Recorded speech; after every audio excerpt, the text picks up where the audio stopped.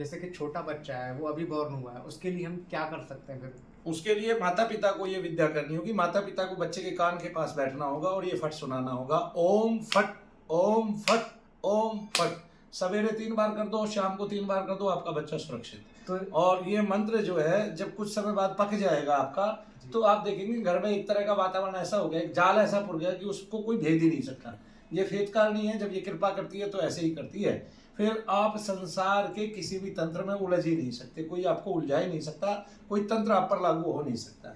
और जो स्वच्छ है लोग, वो भी शाम को ऐसा कर सकते हैं, जो अपने कार्यालयों में बैठे हैं, अपने जगह जगह बैठे हुए हैं, अपने कार्य कर रहे हैं बच्चे, उनको सबको करना चाहिए, बड़े लोगों को करना चाहिए, पढ़े हुओं को करना चाहिए, जजों को करना चाहिए, मिनिस्टरों को करना चाहिए, सभी को ये करना चाहिए।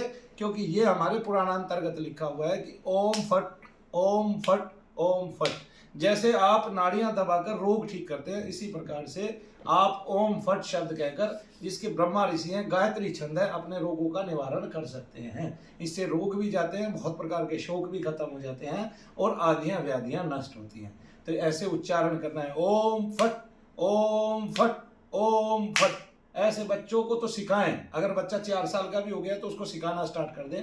ओम फट, गायत्री भी सिखाते हैं, गायत्री मंत्र सिखाते हैं, और भी कई चीज़ें सिखाते हैं, और भी कई मंत्र हम उनको सिखाते हैं। हम त्र्यंबकम यजामहे सिखाते हैं, संजीवनी मंत्र सिखाते हैं।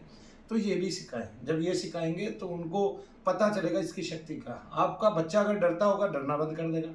आपके बच्चे को कुछ भी होता होगा, बुरे स्वप्न आते होंगे, स्वप्न नहीं आएंगे। फेतकारनी देवी ऐसी, विद्या ही ऐसी है फेतकारनी।